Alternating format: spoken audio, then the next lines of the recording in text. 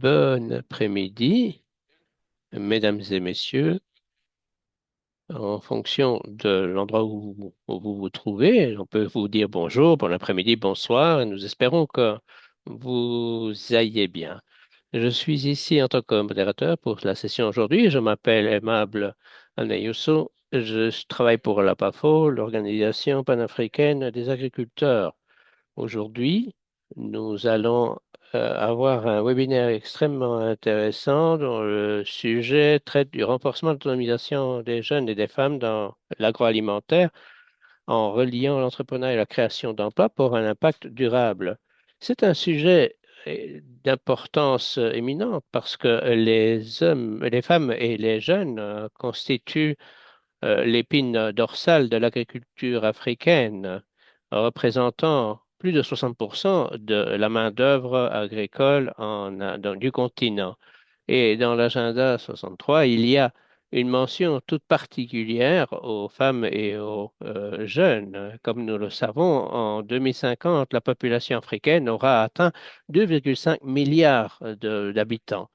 Donc, il y a énormément de statistiques qui peuvent montrer l'importance de la création d'emplois, de l'entrepreneuriat, de l'inclusion des femmes et des jeunes.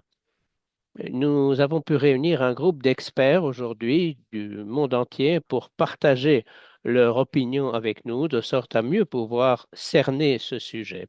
Avant de commencer, mesdames et messieurs, je voudrais que vous me permettiez de vous euh, signaler que vous disposez d'interprétations en anglais, en français et en portugais. N'hésitez pas à choisir le canal qui vous convient en faisant clic sur le globe apparaissant au bas de l'écran et de choisir donc la langue qui vous convient le mieux. Mesdames et messieurs, je vais très rapidement partager avec vous l'ordre du jour d'aujourd'hui. Nous commencerons par des introductions ou des allocations d'ouverture par Madame Laura Waters du COLID et du Dr Babafemi Oyewole, PDG de PAFO. Ensuite, nous aurons des présentations par Monsieur Adeyemo Olusolo qui travaille à l'AGRA. Ensuite, nous aurons une première session de panélistes d'entreprises agrémentées dirigées par des jeunes et des femmes créatrices de valeur d'emploi de qualité. Et ensuite, un deuxième panel qui sera consacré à la construction d'écosystèmes de soutien pour une croissance inclusive. Donc, n'hésitez pas à mettre votre nom, votre organisation, vos institutions dans le chat pour que nous puissions savoir avec qui nous sommes en train d'interagir. Donc, n'hésitez pas à le faire. Merci beaucoup. Et sans plus attendre, mesdames et messieurs, je voudrais inviter Madame Laura Waters, qui est la responsable de la formation du département formation Colide. Elle a un diplôme en agronomie tropicale. Elle a énormément d'expérience et sans plus attendre, lui souhaite la parole. Merci beaucoup. Mesdames, messieurs, chers partenaires, c'est un grand plaisir de vous accueillir aujourd'hui au nom du COLID pour cette 27e session, si je ne m'abuse, de la série Innovation organisée en collaboration avec la PAFO. Je tenais tout d'abord à remercier l'ensemble de nos partenaires, les intervenantes et les intervenants de cette session, mais aussi des sessions précédentes qui font le succès de la série, et puis toutes les personnes qui participent aujourd'hui à cette réflexion consacrée à un enjeu essentiel pour nos systèmes agroalimentaires, qui est comment mieux accompagner les jeunes et les femmes afin qu'ils et elles puissent créer des entreprises viables, accéder à des emplois décents et contribuer également au développement de chaînes de valeur plus compétitives, plus inclusives et plus durables. Au Colide, nous avons la chance d'accompagner depuis plus d'une cinquantaine d'années maintenant les différents acteurs et actrices des filières horticoles et plus globalement agroalimentaires. Et depuis 2003, plus spécifiquement, nous avons fait du développement des compétences un des piliers de notre action. Alors pourquoi, me direz-vous? Eh bien, c'est parce que déjà au fil de notre travail auprès des entreprises, des organisations de producteurs et productrices, des coopératives, des établissements de formation, ben, une conviction, je dirais, c'est progressivement imposée, qui est que mais le développement des chaînes de valeur ne repose pas que sur de l'accès au financement, au marché, aux technologies, mais il repose finalement avant tout sur les hommes et les femmes qui les font vivre. Que ça repose bien sur leurs compétences, sur leur capacité à apprendre, sur leur capacité à innover, à entreprendre et puis à continuer à évoluer tout au long de leur parcours professionnel. Depuis 2003, comme je vous le disais, les compétences sont un des piliers de notre action. Et en fait, ce choix est né d'un constat assez simple finalement, qui était que en fait les entreprises souvent ont des difficultés à recruter des personnes avec les compétences dont elles ont besoin. Et pourtant, c'est pas faute aux établissements de formation de former des personnes de qualité, mais c'est parce que ces métiers évoluent tellement rapidement que parfois on peine à pouvoir s'adapter dans les temps. Et 20 ans plus tard, ben, ce constat reste pleinement d'actualité. Et je veux dire, il prend même une dimension nouvelle, comme nous l'a déjà dit ici en introduction notre modérateur. Ben, l'Afrique possède la population la plus jeune du monde et les chaînes de valeur continuent à évoluer rapidement. Il y a de plus en plus d'innovations, de plus en plus d'exigences sur les marchés et puis des besoins de transition, que ça soit pour s'adapter aux changements climatiques, mais aussi aux évolutions numériques qu'on voit arriver avec l'intelligence artificielle, par exemple. Et donc, les entreprises aujourd'hui cherchent vraiment des hommes et des femmes qui sont vraiment capables de s'adapter, d'entreprendre, de créer de la valeur.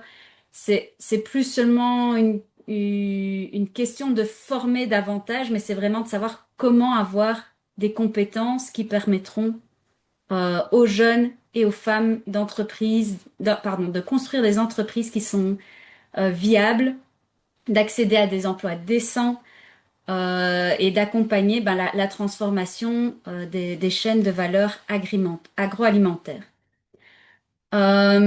Au niveau du COLID, au-delà de la formation, on pense que ben, toutes ces activités doivent aussi être capitalisées, rassemblées pour vraiment transformer les expériences du terrain en connaissances qui sont partageables.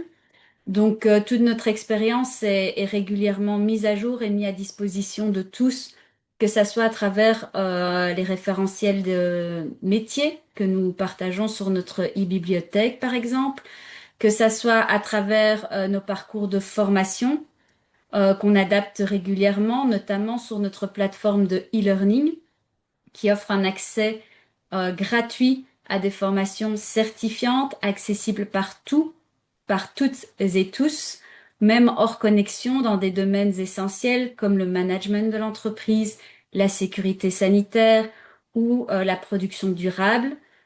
Euh, c'est aussi notre e-bibliothèque qu'on enrichit avec plus de 600 références, que ça soit des guides, des publications, des ressources pédagogiques.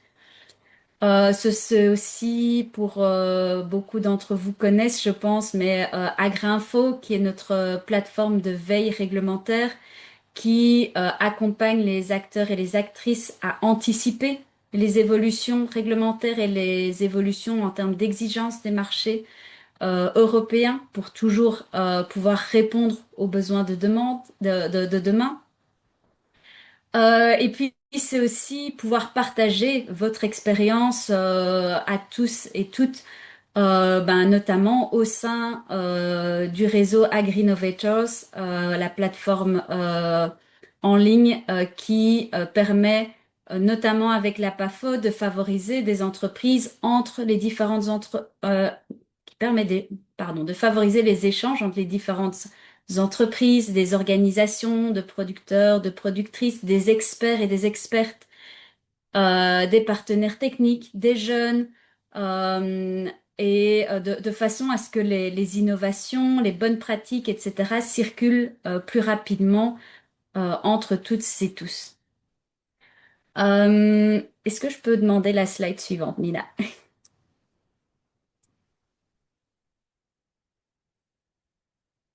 Thank you. Pardon, je sais en français, je reste en français. Alors, je voulais peut-être illustrer deux cas plus pratico-pratiques pour la session d'aujourd'hui. Je vous parle de l'expérience du Colide, de nos 20 ans dans les développements de compétences, etc.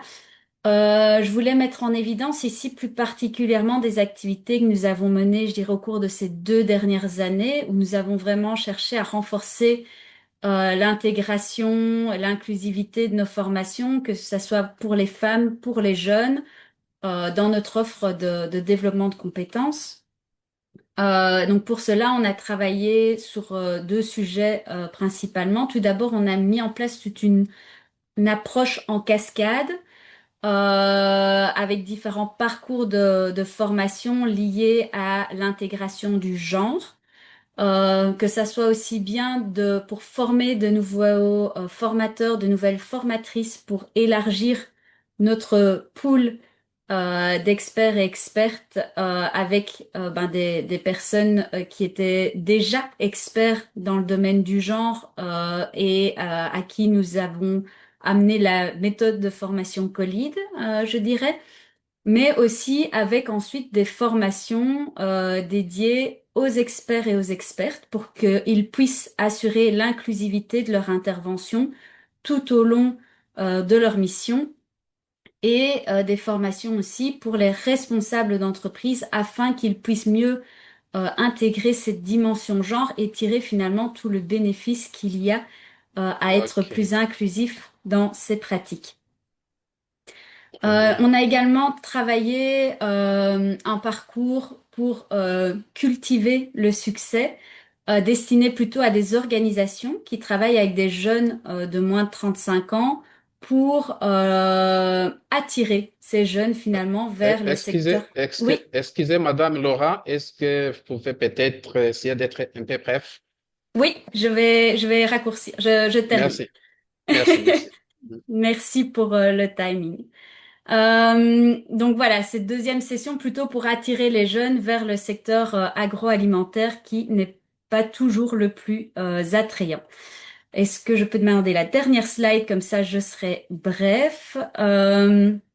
Simplement, si je peux résumer, je dirais que il y a une conviction donc qui guide vraiment notre action, c'est que le potentiel des femmes et des jeunes est immense. C'est notre responsabilité collective de créer des conditions qui leur permettront de transformer leur potentiel en véritables compétences, de transformer ces compétences en opportunités et ces opportunités en entreprises viables, emplois décents et en développement durable. Et donc, nous sommes très fiers au Colite de pouvoir contribuer à cette dynamique aux côtés de la PAFO et de l'ensemble des partenaires. Je vous souhaite une excellente session et j'espère qu'elle sera riche d'enseignements. Merci beaucoup, Laura. Mesdames et messieurs, permettez-moi de féliciter Laura en votre nom. Vous savez comment on peut le faire. Il y a des symboles que vous pouvez afficher à l'écran, des fleurs, des petits cœurs, etc. Donc, je vous invite à le faire. Et avant, j'ai vu une mention de quelqu'un qui demandait s'il y avait de l'interprétation. Oui, elle est disponible en anglais, en français, en portugais. Donc, sélectionnez la meilleure langue pour pouvoir suivre le webinaire dans votre langue. Merci beaucoup d'avoir présenté tout le travail que réalise le Collège depuis sa création. Et maintenant, mesdames et messieurs, je voudrais vous demander d'accueillir Monsieur Babafemi Oyewole, PDG de l'Organisation panafricaine des agriculteurs. Oui, merci beaucoup, cher modérateur, pour la présentation et l'occasion que vous m'avez donnée de participer à cette conversation. Distingués représentants du collège, chers partenaires, organisations de développement, euh, à tous ceux qui se joignent à nous depuis toute l'Afrique au-delà, au nom de l'Organisation panafricaine des agriculteurs, j'ai le grand plaisir de vous accueillir à cette 27e émission de la série Innovation sur le sujet renforcer l'autonomisation des jeunes et des femmes dans le secteur agroalimentaire, relié entrepreneuriat et création d'emplois pour un impact durable. Je tiens tout d'abord à exprimer la sincère gratitude de la PAFO envers notre précieux partenaire, le COLID, pour l'excellente collaboration qui a rendu cet événement possible. Grâce à notre partenariat continu, nous créons des plateformes concrètes d'échange de connaissances, d'innovation et de renforcement des capacités qui profitent directement aux agriculteurs et aux entrepreneurs agroalimentaires africains. Le débat d'aujourd'hui ne pourrait tomber à un moment plus opportun. L'Afrique est le continent le plus jeune du monde. D'ici 2050, une personne sur quatre dans le monde sera africaine et la grande majorité d'entre elles seront des jeunes. À côté de cela, les femmes représentent près de la moitié de la main-d'œuvre agricole africaine et jouent un rôle central dans la production alimentaire, la transformation des aliments, la commercialisation et la nutrition des ménages. Et pourtant, malgré leurs contributions considérables, les jeunes et les femmes continuent de se heurter à des obstacles majeurs. L'accès limité au financement, à la terre, aux technologies, au marché, à une formation de qualité, aux services d'aide au développement des entreprises et à des politiques de soutien continuent de freiner leur capacité à créer des entreprises prospères et générer des emplois durables. L'avenir de l'agriculture africaine dépend donc non seulement d'une augmentation de la production, mais également de la capacité à rendre les systèmes agroalimentaires attractifs, rentables, innovants et inclusifs, en particulier pour les jeunes et les femmes africains. L'agriculture ne doit plus être considérée comme un simple moyen de subsistance. Elle doit devenir un secteur d'activité dynamique, capable de générer de la richesse, de créer des emplois décents, de favoriser l'innovation et de stimuler la transformation économique sur l'ensemble de notre continent. Et c'est précisément pour cette raison que le webinaire d'aujourd'hui revêt une telle importance. Nous sommes réunis pour explorer des pistes concrètes permettant de relier l'entrepreneuriat à la création d'emplois. Nous cherchons à identifier des solutions qui permettent aux jeunes et aux femmes de ne plus se contenter d'être de simples acteurs de l'agriculture, mais de devenir des chefs d'entreprise, des employeurs, des innovateurs, des investisseurs et des moteurs de systèmes alimentaires résilients. À la PAFO, nous sommes fermement convaincus que l'autonomisation des jeunes et des femmes n'est pas seulement un objectif social, c'est une nécessité économique et un investissement stratégique pour l'avenir de l'Afrique.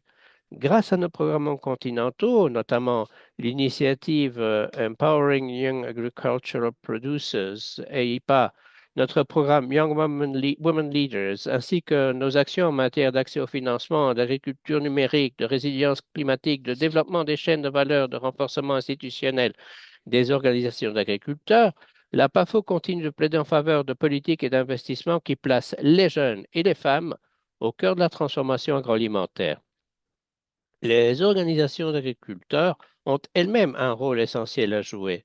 Elles permettent aux jeunes entrepreneurs et aux femmes d'accéder à des marchés collectifs, à des services financiers, à un soutien technique, aux innovations numériques, au mentorat, à des actions de plaidoyer et à un pouvoir de négociation accru. Elles créent des écosystèmes propices à l'épanouissement de l'esprit d'entreprise tout en veillant à ce que personne ne soit laissé pour compte. Cependant, aucune institution ne peut à elle seule mener à bien cette transformation. La réussite passe par des partenariats solides entre les gouvernements, les partenaires de développement, les institutions financières, les organismes de recherche, les établissements d'enseignement, le secteur privé et les organisations paysannes. Elle nécessite des modèles de financement innovants, des cadres politiques favorables, des investissements dans le développement des compétences et des technologies numériques, ainsi qu'une meilleure reconnaissance de l'agriculture en tant que parcours professionnel viable pour la jeunesse africaine. Les éminents intervenants d'aujourd'hui apportent une riche expérience issue de différents secteurs et j'encourage tous les participants à s'impliquer activement, à poser des questions, à partager l'expérience et à identifier des opportunités de collaboration qui s'étendent au-delà de l'événement d'aujourd'hui. Que ce webinaire ne soit pas simplement une conversation de plus, qu'il serve de catalyseur à des actions concrètes, à des partenariats plus solides, et des solutions innovantes et à des engagements concrets qui élargiront les opportunités d'entrepreneuriat et créeront des emplois décents pour des milliers de jeunes et de femmes à travers l'Afrique. En tant que PAFO, nous réaffirmons notre engagement à travailler aux côtés du COLID et de tous nos partenaires pour bâtir des systèmes agroalimentaires inclusifs, compétitifs, durables et résilients qui servent véritablement les agriculteurs africains et qui contribuent à la réalisation des aspirations de l'agenda 2063 et de la déclaration de Kampala au CADP. Je vous remercie tous pour votre participation. Je vous souhaite à tous un webinaire très productif et inspirant.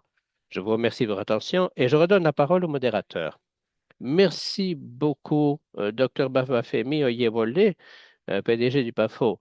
Vous savez comment nous le faisons, comment nous travaillons avec amour, comment nous félicitons vos commentaires. Je voudrais insister sur le fait de l'autonomisation des jeunes et des femmes, qui est un investissement stratégique pour l'avenir. Sans les jeunes, sans les femmes, sans leur autonomisation et l'investissement dans leur capacité, il n'y a pas moyen de garantir l'avenir. Donc, merci beaucoup, docteur Babafemi, pour vos remarques. Et pour ceux qui se joignent à nous maintenant, je vous rappelle que ce webinaire est consacré au renforcement de l'autonomisation des jeunes et des femmes dans l'agroalimentaire, relier l'entrepreneuriat et la création d'emplois pour un impact durable. Ça, c'est l'éléphant dans la salle. C'est le point dont nous parlons aujourd'hui, le sujet dont nous parlons aujourd'hui. Mesdames et messieurs, je vais maintenant inviter l'intervenant suivant, mais il y a un léger changement dans l'ordre du jour parce que l'un de nos intervenants a un vol à prendre et donc je voudrais pouvoir instaurer ce petit changement et inviter Madame Chamaka Nduku, PDG d'AgroHive, et je vous présente des excuses à M. Adeyemou. Vous serez le prochain intervenant pour garantir que Mme Chamakou puisse parler avant de prendre son vol. Donc, Mme Chamaka, je vous donne la parole et racontez-nous ce que vous faites. Et Mme Chamaka est PDG d'AgroHive. C'est à vous la parole. Oui, bonjour à toutes et à tous. Bonjour, bon après-midi ou bonsoir en fonction de l'endroit où vous vous trouvez. Je vous remercie de m'avoir offert cette opportunité. Je suis vraiment très reconnaissant pour pouvoir participer comme intervenant dans la conversation aujourd'hui. Je m'appelle Chamaka Ndoukou et je suis une professionnelle du développement agricole. Je viens de terminer mon master en formation agricole et communication agricole à l'Université de Floride. Et au cours des 8 dernières années, j'ai dirigé AgroHive, qui est une organisation de développement des compétences pour l'industrie agricole en Afrique.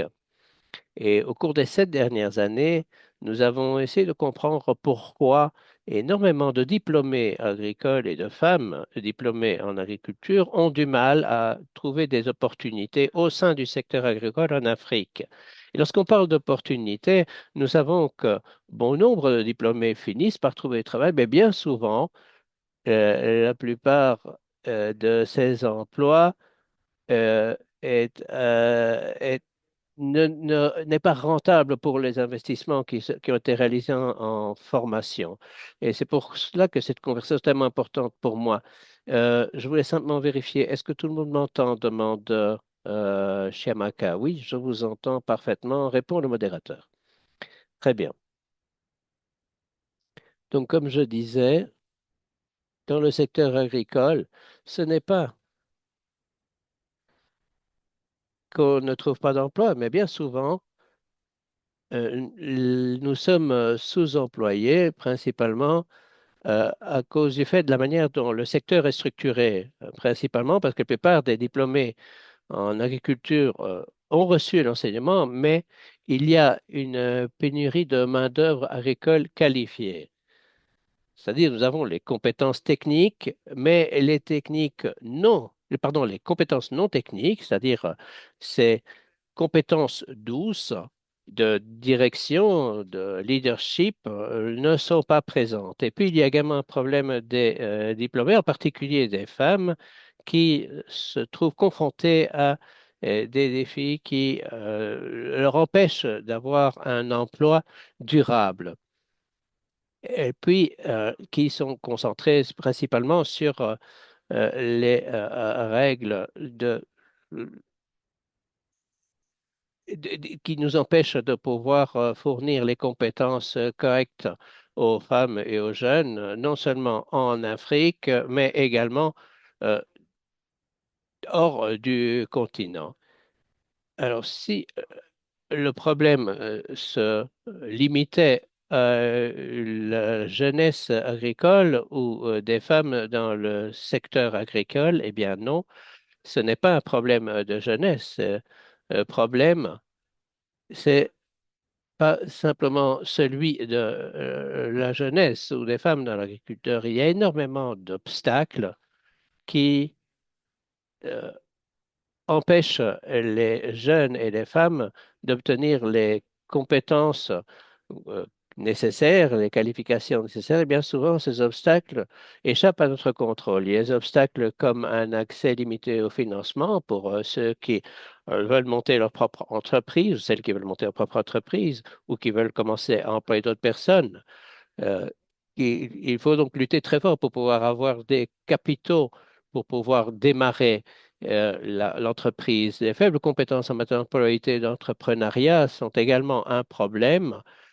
Et puis, si nous regardons les contraintes liées au genre, nous constatons que les femmes sont toujours confrontées à des défis, en particulier celles qui veulent développer ou créer leur propre entreprise. Il y a des problèmes liés à la mobilité, l'accès aux terres, l'accès aux ressources, et il y a également des normes culturelles qui peuvent constituer un obstacle dans ces communautés et qui leur empêche à développer ou à créer leur propre entreprise. Ensuite, il y a l'exposition limitée au milieu professionnel du secteur agroalimentaire. Et je le dis comme diplômée en agriculture du Nigeria et en tant que directrice d'une entreprise qui a également travaillé sur le terrain. J'ai travaillé dans une ferme d'agriculture traditionnelle, j'ai travaillé pour des organismes de développement et je peux vous assurer que plus de 70% des diplômés en agriculture et les femmes n'ont pas l'occasion de travailler dans un autre secteur qui n'est pas simplement le secteur agricole. Il y a donc un besoin d'opportunité pour les jeunes et pour les femmes de pouvoir savoir ce que c'est que vraiment ce secteur. Et puis, il y a également un problème des liens fragmentés avec le marché et le système de soutien aux entreprises. Si nous regardons ce sont les problèmes que nous avons détectés à AgroHive en 2017 lorsque nous avons fondé notre organisation. Nous avons vu qu'il y avait des jeunes et des femmes qui n'obtenaient pas, qui n'avaient pas accès aux opportunités. Et nous avons décidé de lancer une organisation qui aide à développer ou à donner plus d'opportunités aux diplômés en agriculture qui n'avaient pas des qualifications qui soient autres que traditionnelles. Donc, nous avons créé un vivier de main-d'œuvre agricole qualifiée en Afrique en intégrant des cadres d'apprentissage par l'expérience dans les programmes de perfectionnement agricole. Et il ne s'agit pas d'une formation uniquement numérique, mais également d'apporter une évaluation à ces jeunes après leur formation en les faisant participer à des stages et des projets d'équipe pour qu'ils puissent s'exercer à toutes ces compétences non traditionnelles qu'elles n'obtiendraient pas ou qu'ils n'obtiendraient pas en suivant des cours à l'université ou dans les plateformes agricoles habituelles. Et puis, nous offrons également des sessions d'accompagnement professionnel euh, où les jeunes rencontrent des experts du secteur pour pouvoir apprendre d'eux. Intervention de nouveau du modérateur pour demander à l'intervenante de conclure. Alors jusqu'à présent, nous avons obtenu des résultats. Nous avons, vu que les participants ayant effectué un stage après avoir suivi formation AgroHive euh, ont eu plus d'opportunités et que euh, les entreprises agricoles nous parlent également de la manière dont ils ont accueilli les participants qui sont passés par notre programme. Et ces jeunes obtiennent de meilleurs résultats. Et ici, nous avons vu que nous pouvons créer des solutions à l'échelle, des solutions évolutives pour l'Afrique, en commençant par voir comment intégrer l'apprentissage par expérience dans les programmes universitaires.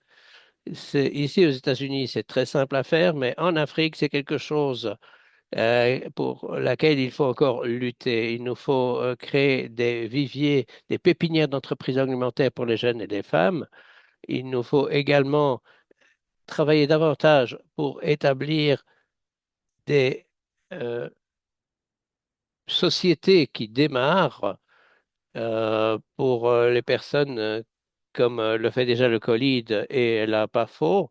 Il nous faut renforcer les plateformes numériques pour la formation et l'accès au marché. Nous avons également besoin d'encourager les entreprises agroalimentaires à accueillir des stagiaires, des apprentis, parce que nous donnons des opportunités aux jeunes et aux femmes de développer les capacités nécessaires pour améliorer leur employabilité pour démarrer leur propre entreprise. Mais surtout, je pense qu'il nous faut apprendre à aligner la formation avec les besoins des employeurs. Et finalement, ce serait notre appel à l'action.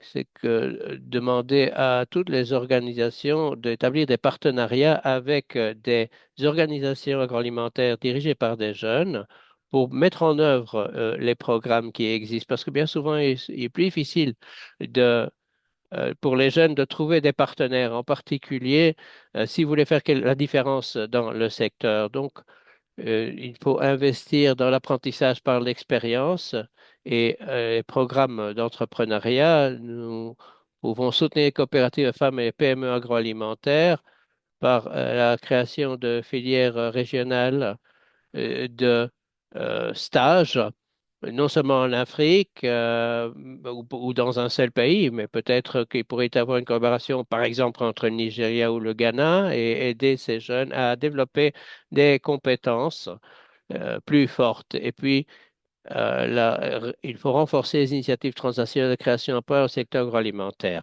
Voilà, je vous remercie beaucoup et je serai très heureuse de prendre les questions que vous auriez à me poser. Merci infiniment, Madame Chiamaka Nguku, pour cette présentation. Alors donc, j'ai beaucoup aimé ce concept de solution évolutive. Vous ne vous êtes pas concentré seulement sur les problèmes, mais vous vous êtes demandé ce qui pouvait être fait, ce qui était réalisable, et puis cet appel à action. J'ai trouvé que c'était riche d'inspiration et dans bien des cas, pas seulement celui du Nigeria, mais pour toute l'Afrique. Alors, je ne sais pas si vous pouvez prendre les questions maintenant, mais vous pouvez poser les questions par le biais du chat. Donc, si vous pouvez rester jusqu'à la fin, eh bien, et si ce n'est pas le cas, nous vous les transmettrons par la suite. Alors, je voudrais à ce stade vous présenter Monsieur Adeimo Olusola, qui devait être notre intervenant liminaire.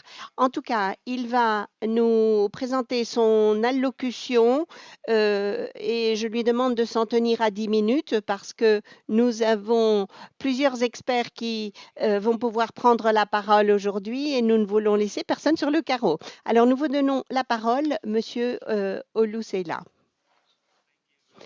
Merci, merci beaucoup. Alors, j'espère que vous voyez mes diapositives et je vous demande d'aller de l'avant avec ma présentation. Merci. Vous pouvez. Alors, j'essaierai d'être assez rapide pour ne pas enregistrer de retard. Alors, je commencerai quand même par remercier le PAFO et le COLID pour cette invitation à partager avec vous mon expérience, en particulier à propos des jeunes et des femmes. Et ce sujet de l'autonomisation des jeunes et des femmes est particulièrement inspirant. Comment pouvons-nous établir ces passerelles entre l'entrepreneuriat et la création d'emplois pour assurer un impact durable? Alors, je veux m'assurer que les diapositives puissent avancer.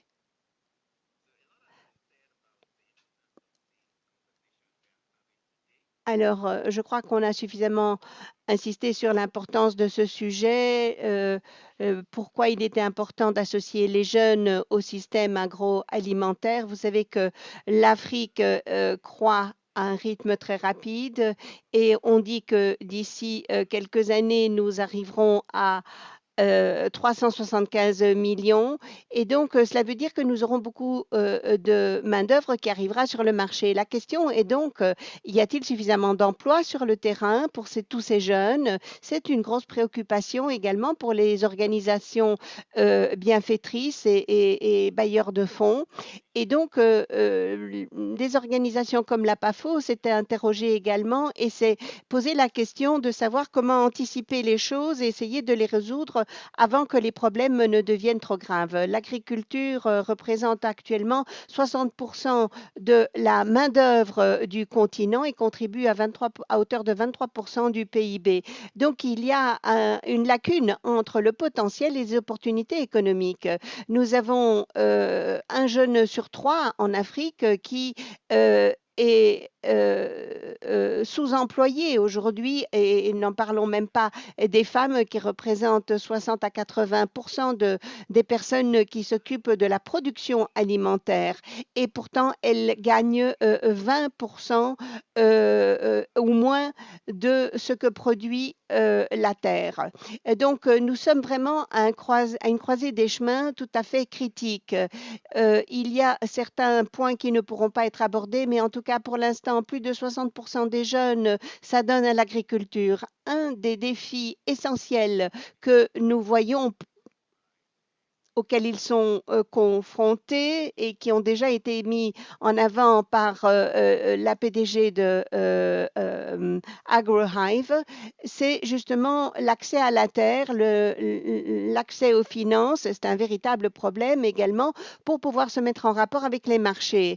Et donc, il est important vraiment de pouvoir disposer de ce qui est nécessaire pour être en relation avec le marché, comme par exemple les certificats, les normes de qualité, et comment orienter nos jeunes justement pour qu'ils puissent avoir accès à tous ces certificats, ces diplômes qui sont nécessaires aujourd'hui pour pouvoir participer au marché international. Alors aujourd'hui, jusqu'à présent, ils étaient coincés, si j'ose dire, dans une agriculture de survie plutôt que dans des entreprises. Quant aux femmes, comme je vous l'ai dit, elles contribuent de manière massive à la production alimentaire en Afrique. 80% d'entre elles y contribuent, mais elles ne sont pas vraiment représentées dans la chaîne de valeur, et particulière en ce qui concerne au niveau de la gouvernance de ces entreprises.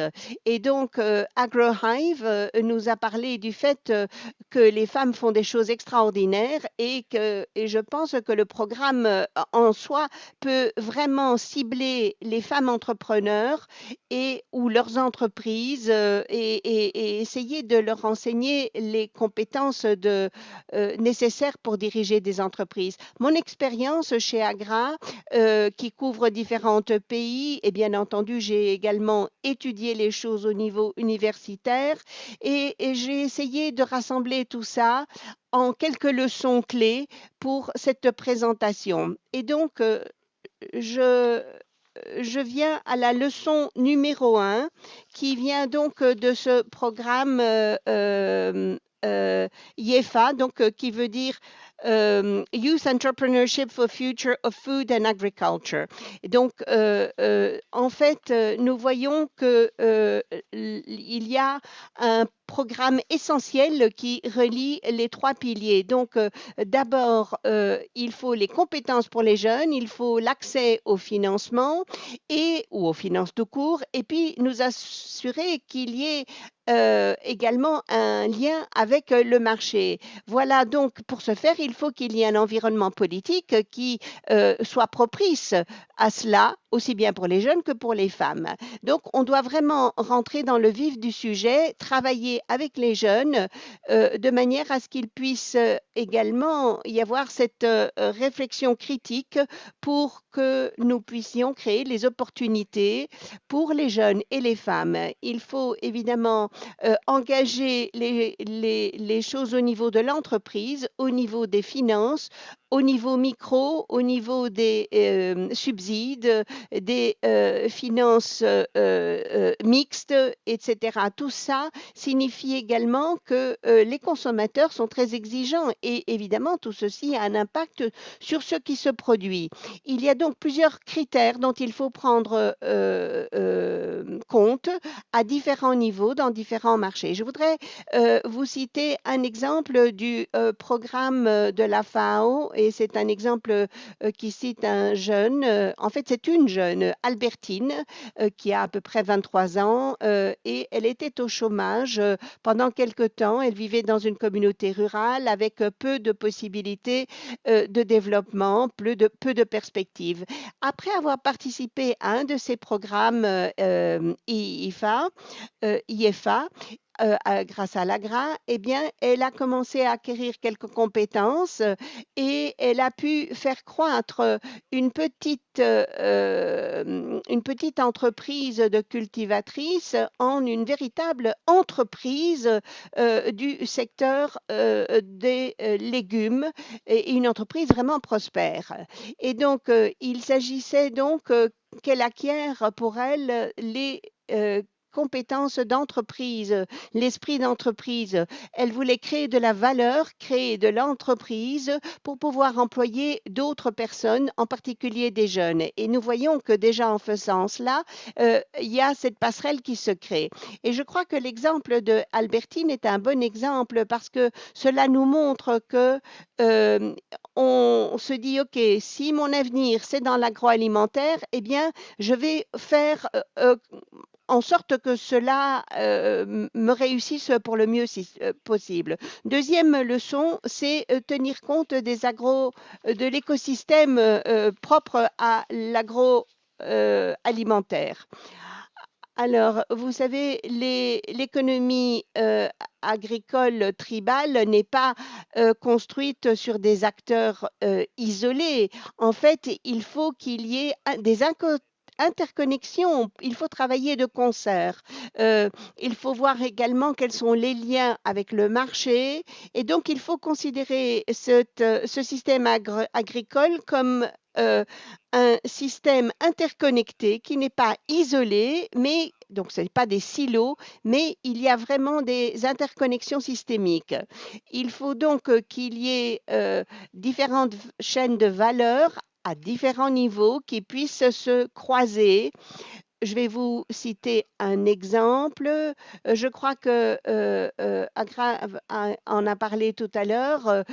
Certaines personnes imaginent donc que ça peut être une extension de comment nous pouvons commencer à utiliser les plateformes numériques, l'apprentissage entre pairs et également faire contribuer le secteur privé pour qu'il s'implique dans l'agroalimentaire pour faciliter la productivité, l'accès au marché, aux finances pour les cultivateurs.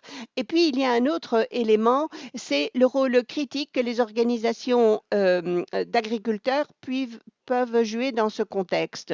Avec AGRA, nous commençons à travailler justement avec ces organisations d'agriculteurs. Le docteur Babafemi y a fait référence.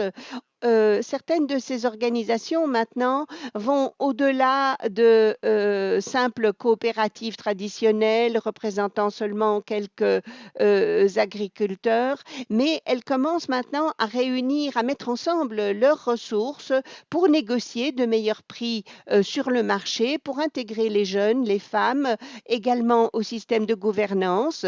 Et donc, ils pilotent véritablement l'écosystème.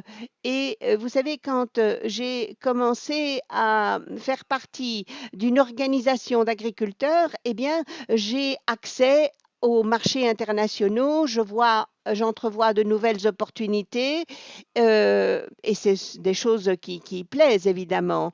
Au cours du séminaire, il est important de prendre note de toutes les questions que vous pourriez avoir. N'hésitez pas à me les faire parvenir, j'y répondrai. En tout cas, c'est un appel à chacun d'entre vous pour que les représentants du gouvernement puissent justement faciliter les choses en termes d'écosystème et de participation des jeunes et des femmes. Merci beaucoup et je vous prie de m'excuser si je vous ai interrompu, mais nous sommes obligés de gérer le temps limité à notre disposition.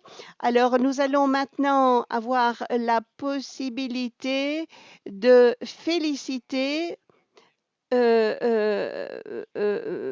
Monsieur Ademo Olusola. Je voudrais le féliciter. Ce que j'ai bien aimé dans ce qu'il a dit, c'est que partout où il y a un défi, eh bien, ça signifie qu'il y a également des opportunités qui s'y cachent. Et il y a tellement d'opportunités autour de projets tels que celui mené à bien par AGRA avec PAFO et des organisations d'agriculteurs. Voilà, des opportunités. Alors, voyons maintenant quelles sont ces opportunités qui existent en Afrique et partout dans le monde. Merci déjà pour les questions que vous nous faites parvenir par le biais du chat. Encore quelques instants, s'il vous plaît, de patience et nous aurons une session de débat un peu plus tard, mais nous avons encore quelques orateurs qui souhaitent prendre la parole. Alors, je vous rappelle que ce webinaire le thème, c'est justement de renforcer l'autonomisation des jeunes et des femmes dans l'agroalimentaire, donc en relier l'entrepreneuriat et la création d'emplois pour un impact durable. Et je crois que maintenant, on est tous conscients du sujet que nous voulons aborder. Je voudrais maintenant inviter Victor Akejo Gordon, qui est le CEO de Gordon Agriculture Organization, qui vient de l'Ouganda. Donc maintenant, nous passons du Nigeria à l'Ouganda et donc à un autre coin de l'Afrique et nous allons voir un petit peu quelles sont les initiatives sur le terrain puisque nous parlons d'êtres humains et en particulier des jeunes. Je vous prie de ne pas dépasser le temps imparti qui est de 10 minutes. Merci beaucoup à la PAFO et aux collègues pour cette opportunité. C'est vraiment, je suis charmé de pouvoir vous présenter ce que nous faisons en Ouganda. Est-ce que vous me comprenez bien? Demande Monsieur Gordon Victor. Oui, alors pouvez-vous partager mes diapositives? Demande Monsieur Akejo Gordon Victor. Akejo, si le réseau est suffisamment bon, je vous demande de couper votre caméra de sorte à ce que les gens puissent suivre votre discours. Eh bien, merci beaucoup. Je m'appelle Akejo Gordon Victor. Je suis un ancien élève du forum, du Rue Forum. J'ai obtenu ma formation à l'université de l'Ouganda. Et ici, nous avons essayé de voir que nous pouvions créer des emplois pour les jeunes et les femmes dans les régions rurales. Nous avons commencé notre organisation, nous avons essayé de trouver des solutions du point de vue des activités agricoles et voici ce que nous faisons. Euh, Notre organisation euh, essaye de répondre aux besoins des jeunes, des femmes dans les régions rurales. Lorsqu'on regarde la demande des jeunes actuellement, ils cherchent à voir quelles sont les opportunités pour pouvoir travailler dans le domaine agricole. Mais si ils veulent passer à toutes sortes de cultures, mais l'accès aux intrants est une question critique. Et donc, nous sommes en train de combler cette brèche. Nous sommes capables de fournir les intrants aux jeunes et aux femmes dans les zones rurales. Et nous utilisons un modèle unique où nous essayons de proposer une solution groupée. pour les jeunes qui ont obtenu leur formation universitaire et ils ont reçu leur formation technique, puissent avoir accès aux intrants et commencer à contribuer à la chaîne d'approvisionnement. Nous sommes également capables de travailler avec une série de jeunes qui sont déjà sur le terrain pour qu'ils puissent obtenir la meilleure production et également fournir des formations en direction d'entreprise. Nous essayons de veiller également à leur formation financière, etc. Et donc, ensuite, nous regardons les marchés pour voir si tout ce qui est produit peut arriver, être prêt à être placé sur le marché.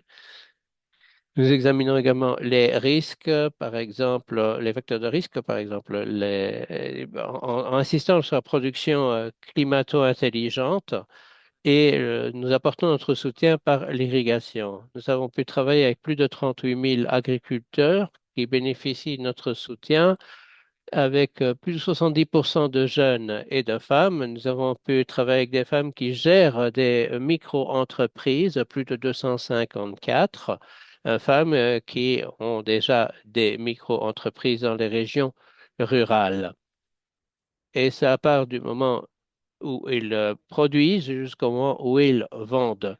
Nous avons plus de 10 000 opportunités d'emploi créées dans les communautés rurales. Lorsqu'on regarde la chaîne de valeur agricole, vous voyez qu'il y a énormément d'opportunités. Par exemple, nous avons un modèle que nous appelons les Community Agriculture Promoters. Ce sont des jeunes qui sont formés pour fournir des services de vulgarisation au moyen de plateformes numériques et peuvent préparer des démonstrations. Ce sont des jeunes qui sont formés pour pouvoir fournir ce type de service et quand on regarde la chaîne de valeur agricole, vous voyez qu'il y a énormément de déficits dans les zones rurales. Ce sont les jeunes et les femmes qui sont les plus touchés, mais les compétences que nous leur fournissons, les intrants que nous leur fournissons, les marchés que nous ouvrons pour leurs produits et les opportunités qu'ils ont, tout cela permet d'accroître leur participation à la chaîne de valeur. Alors, enfin, en dépit de cela, nous avons dû répondre à une série de défis auxquels les jeunes sont confrontés. Et comme disaient déjà les autres intervenants, l'accès au financement est un problème crucial. Alors pour cela, nous avons préparé des solutions qui permettent d'obtenir des crédits aux jeunes et aux femmes. Nous avons introduit, nous avons donc pu fournir un accès au financement à 254 femmes pour leur activité. Et ceci leur a permis d'avoir vraiment un impact sur leur communauté. Puis, nous avons les compétences et les capacités qui sont également déficitaires. La plupart des jeunes euh, sont, ont une expérience agricole, mais ne possèdent pas les compétences nécessaires en matière de gestion d'entreprise, de finances, technologies numériques, ce qui limite la croissance d'entreprise et la qualité des emplois. Nous examinons également les marchés. Nous avons par exemple, pour les jeunes qui travaillent en horticulture, nous avons une organisation qui leur permet de d'écouler leurs produits. Et lorsque les jeunes veulent se développer, nous avons prévu une solution qui permet de veiller à ce que à établir le lien entre la production et les marchés. Et puis, nous avons également insisté sur l'inclusion. Beaucoup de personnes pensent à l'inclusion quand il est trop tard. Il faut penser à l'inclusion dès le début pour aider les jeunes et les femmes à pouvoir trouver leur place dans la chaîne, dans la filière agricole. Et, le modérateur intervient en disant il vous reste 3 ou 4 minutes. Voilà. Nous avons été capables d'obtenir le soutien d'une série d'organisations, Oru Forum, la Fondation Mastercard. Pour commencer, pourquoi est-ce que je les mentionne? Parce que les jeunes n'obtiennent pas leur réussite simplement comme cela. Ils ont besoin de mentorat, ils ont également besoin de financement. Et puis, il y a également un réseau de stages qui sont nécessaires et de liens avec le marché. Donc, euh, si on trouve la plupart, si les jeunes trouvent la plupart de ces éléments, ils peuvent vraiment trouver leur place dans la chaîne de valeur agricole. Donc, pour que les jeunes puissent réellement réussir, il nous faut faire une offre groupée euh, dans laquelle ils puissent avoir des solutions qui arrivent toutes ensemble, pas l'une derrière l'autre. Puis il nous faut également inclure les femmes dès la conception et les jeunes de la conception et non par défaut. Et puis nous pensons également à la mise à l'échelle euh, pour qu'ils ne supportent pas non seulement leur famille, mais également la communauté en général. Voilà, merci de m'avoir donné cette opportunité de partager mon expérience avec tout le monde. Merci beaucoup. Je vous demande d'applaudir Monsieur Akejo Gordon pour sa présentation. Vous pouvez voir qu'il y a ici des initiatives qui sont très inspirantes. Nous avons eu des cas du Nigeria, maintenant de l'Ouganda. Ceux-ci, ce sont tous des cas concrets de choses qui peuvent se faire dans de nombreuses parties du monde. Donc, merci beaucoup pour ces initiatives et pour le travail que nous faisons. Nous reviendrons vers vous dans la partie ultérieurement. Et maintenant, je vais demander à Madame Fatoumata Diop, directrice des programmes de The Woman Boss en Gambie. Nous avons écouté une expérience au Nigeria, en Ouganda, et passons maintenant en Gambie et pour écouter comment les jeunes et les femmes sont soutenus avant de passer au sujet suivant. Donc, je vous laisse la parole, Madame Fatoumata, très rapidement. Merci beaucoup. Merci beaucoup à chacun d'entre vous. Merci de m'avoir donné l'occasion de vous présenter mon expérience en Gambie dans le secteur agroalimentaire. Comme je disais, je représente The Woman Boss qui, avec 5 ans d'expérience dans le secteur du développement des activités agroalimentaires, est-ce que vous voulez que je présente moi la présentation ou bien vous le faites à distance? Comment faisons-nous? OK. Donc, je vais partager mon écran. S'il y a une chose sur laquelle j'ai l'expérience, ce que j'ai remarqué en travaillant dans le secteur du développement au cours des 5 dernières années,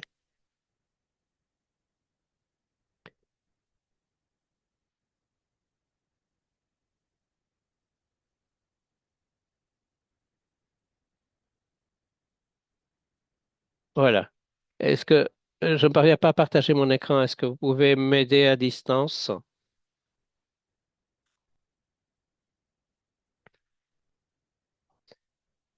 Bon, je peux continuer sur les diapositives si c'est nécessaire. Oui, allez-y, parce que AOFA va mettre la présentation à l'écran. Donc, comme je disais, s'il y a une chose que j'ai apprise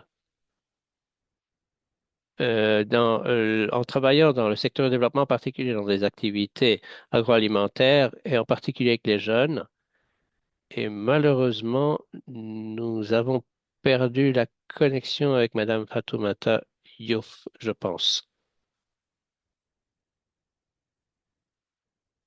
Madame Fatoumata, je pense que nous vous avons égaré, nous vous avons perdu. Est-ce que vous voulez bien que je coupe la vidéo parce que l'Internet, le débit n'est pas assez bon. Bon, je suis désolé. Comme je disais, je voudrais revenir aux racines du problème, d'après moi.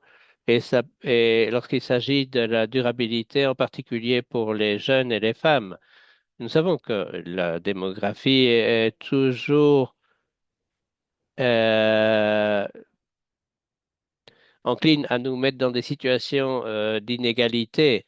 Mais donc l'agriculture toujours considérée comme un sujet qu'on peut ajouter au curriculum simplement pour avoir suffisamment de sujets couverts par les documents qu'on pourrait présenter à un employeur. Mais nous savons que l'agriculture est très importante pour le développement national et pour le développement au sens large. Et je pense que c'est ici qu'il faut centrer la conversation. Il nous faut donner la priorité à l'agriculture et ne pas considérer que c'est simplement un moyen supplémentaire pour survivre. Nous pensons probablement que c'est une voie qui peut être suivie par les personnes plus pauvres.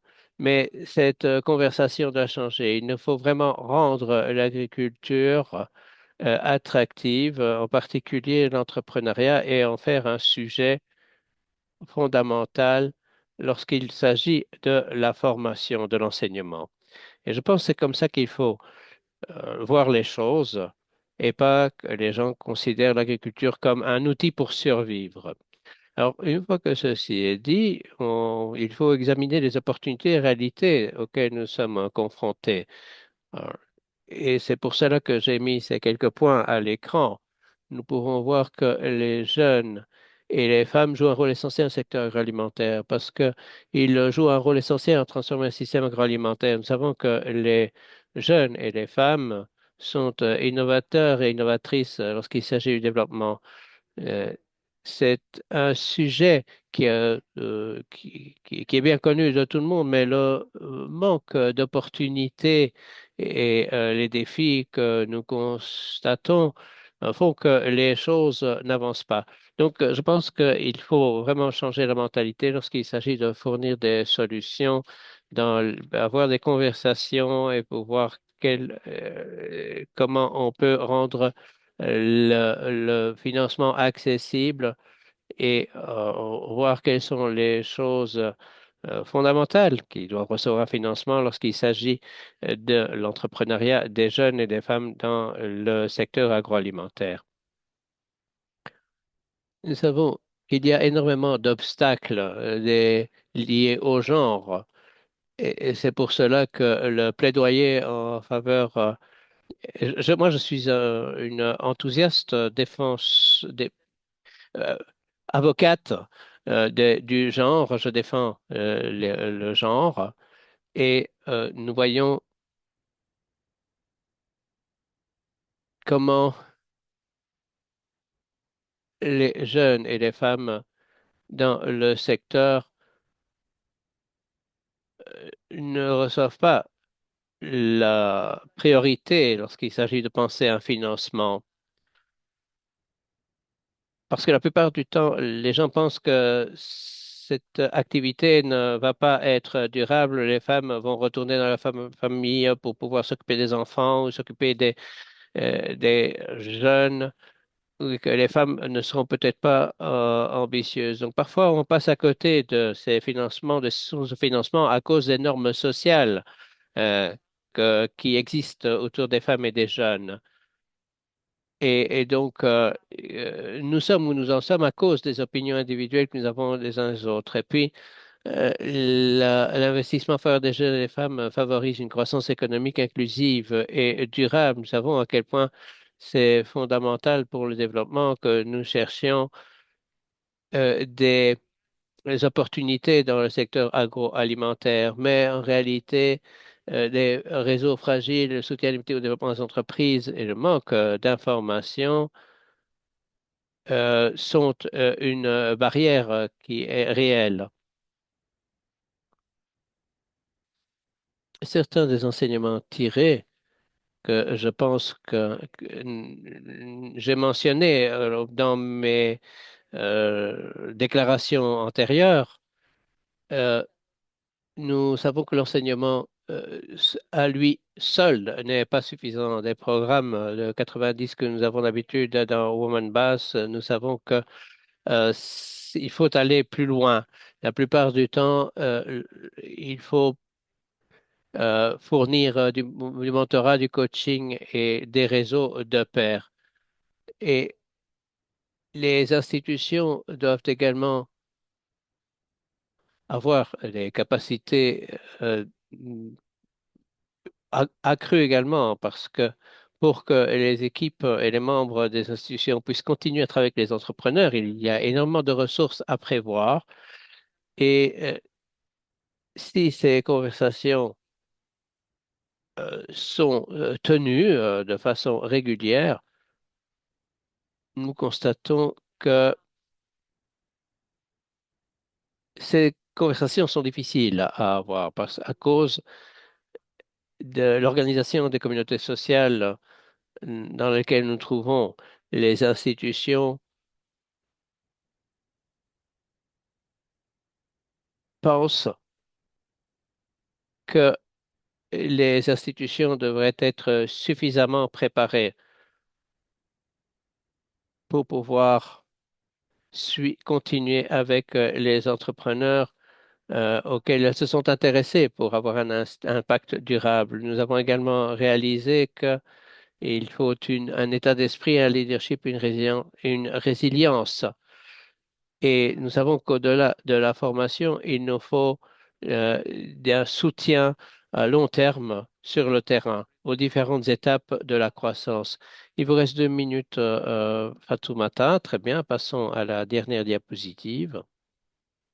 Dès lors, nous rendons compte que les compétences numériques sont indispensables pour que les entreprises agroalimentaires puissent rester compétitives. Donc, pour pouvoir répondre à ces besoins, nous aidons les entreprises à passer du statut d'indépendant sur entreprise créatrice d'emplois.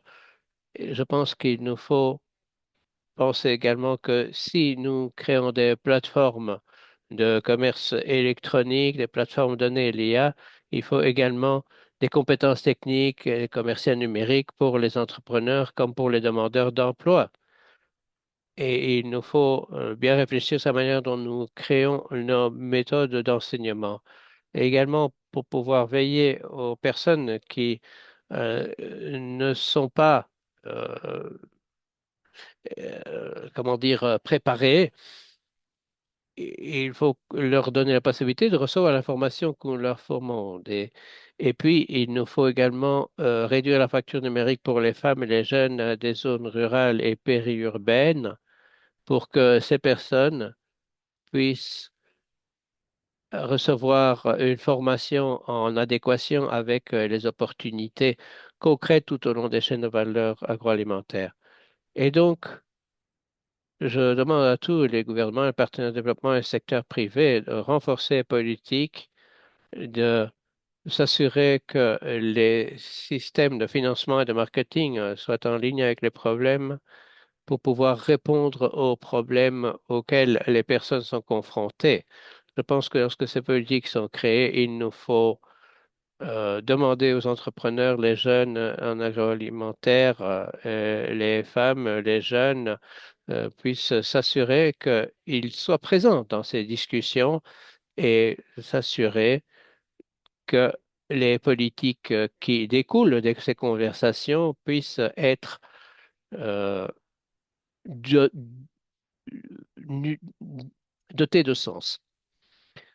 Mais je crois qu'avec cela, je peux conclure mon intervention. Je vous remercie tous pour votre attention. Eh bien, merci beaucoup. Merci, Madame Fatoumata Diouf, directrice des programmes de The Woman Boss, pour cette excellente présentation avec des expériences pratiques.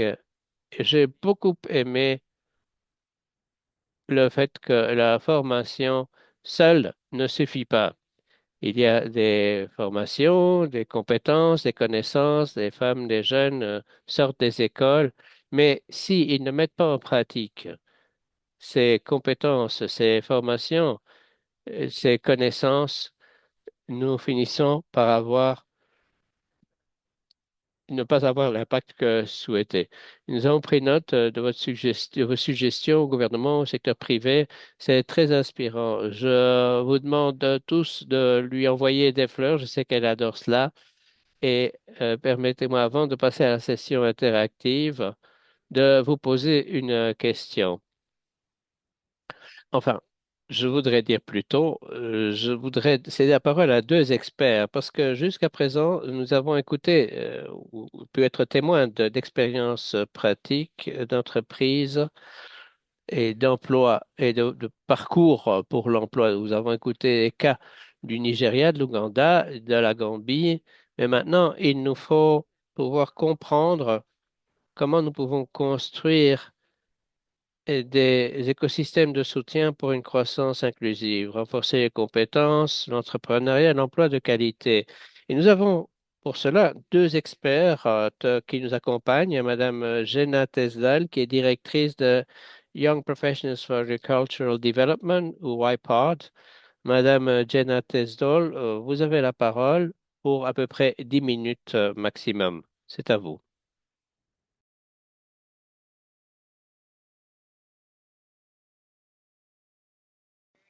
Parfait.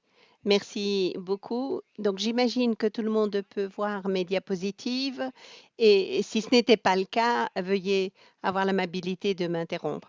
Alors, j'ai été présentée, je suis Jenna Tesdal et j'ai l'honneur et le privilège d'être la directrice de YPARD, qui est en fait Young Professionals for Agriculture Development. En fait, c'est une structure, un réseau qui a été créé pour les jeunes, par les jeunes et qui existe de par le monde. C'est un réseau mondial. Alors, quand nous vous disons que nous croyons qu'il faille abattre les barrières qui s'érigent devant les jeunes, eh bien, en fait, ces barrières, on peut les transformer en opportunité. Chaque barrière peut être considérée comme une opportunité. Alors, je voulais peut-être commencer par le contexte. Qu'est-ce que c'est être jeune? Qu'est-ce que c'est la jeunesse? Alors, vous avez dit qu'on parle de jeunes autour de 35 ans, mais en fait, il n'existe pas de définition universelle de ce que c'est être jeune. En fait, il y a énormément de défis pour bien comprendre les jeunes et les difficultés auxquelles ils sont confrontés. Alors, souvent, on parle des jeunes qui ont autour de 35 ans. Ça, c'est ce que disent les Nations Unies. Ça peut être des personnes entre l'âge de 18 à 24 ans. Mais si nous regardons l'Union africaine, en fait, on peut définir jeune comme toute personne en dessous de 35 ans, mais pour certains pays, c'est plutôt 40 ans. Donc, c'est vraiment une définition conceptuelle, mais il faudrait plutôt considérer la définition relationnelle, c'est-à-dire notre position par rapport aux relations intergénérationnelles, c'est-à-dire tout au long de la vie. Et donc, il est important de penser aux relations par rapport au rôle de pouvoir et c'est la raison peut-être pour laquelle nous avons beaucoup de mal à définir ce que c'est être jeune. 16% de la population du monde, ce sont des jeunes et une grosse partie d'entre eux se trouve surtout en Afrique. Et en fait, c'est important parce que les jeunes, en fait, vont influencer les choix alimentaires de la famille, ils représentent une part importante de la population déplacés et ils s'organisent en mouvements sociaux. Nous ne sommes pas les dirigeants de demain, nous sommes les dirigeants d'aujourd'hui. Et en fait, ceci s'accompagne de deux autres mythes que j'aimerais peut-être mettre à mal. Quand on parle des carrières et des barrières et des opportunités qui s'érigent pour les jeunes. En fait, on parle souvent des statistiques de l'âge moyen des agriculteurs dans les pays à revenus faibles ou moyens et on dit que c'est 60 ans. Mais en réalité, si vous regardez l'âge moyen des personnes qui s'adonnent à l'agriculture, c'est plutôt 34 ans. Et en fait, ce sont les personnes qui sont propriétaires, chefs de ménage, propriétaires terriens ou qui prennent de toute façon les décisions par rapport à l'agriculture. Et donc, ceci est intéressant parce que ceci nous ramène à ce que disaient d'autres intervenants. Et j'en viens à un autre mythe, c'est-à-dire, on dit le principal défi auquel sont confrontés les jeunes, c'est le chômage. Et c'est ce qui les empêche d'arriver à l'agriculture. Mais en réalité, l'OIT s'est penché sur cet élément et on s'est aperçu que le véritable défi pour les jeunes sur le marché de l'emploi, c'est le sous-emploi. Autrement dit, ils ne sont pas employés par rapport à leur leurs compétences, par rapport à leurs capacités, et on leur propose des emplois précaires, mal payés et qui ne seraient pas définis comme un emploi décent. Et donc, c'est un véritable facteur d'inégalité dans le monde, facteur d'inégalité entre les générations. Et c'est la raison numéro un pour laquelle les jeunes aujourd'hui ne veulent pas rester dans l'agriculture, même si en fait ils sont déjà intégrés dans ce monde-là. Alors ici, l'échelle de ce qu'on appellerait la participation, ou plutôt la non-participation, ce qui en fait va faire qu'il y ait autonomisation et transformation des jeunes. Les jeunes qui ont leur mot à dire dans le système alimentaire, c'est-à-dire ce qu'ils considèrent comme étant aptes à amener de l'innovation et à surmonter toutes les erreurs qui peuvent avoir été commises. Alors, nous avons ici un élément essentiel, c'est YPARD. Alors, nous sommes en fait un mouvement international qui a été créé par des jeunes professionnels au service des jeunes professionnels pour le développement agricole. Donc, nous avons été créés par des jeunes, des bénévoles, mais tout en haut du système décisionnaire, en fait, dans la filière agroalimentaire. Donc, nous travaillons au niveau local, national, régional, mondial et bien entendu, nous représentons plus de 33 000 jeunes dans au moins 65 pays du monde.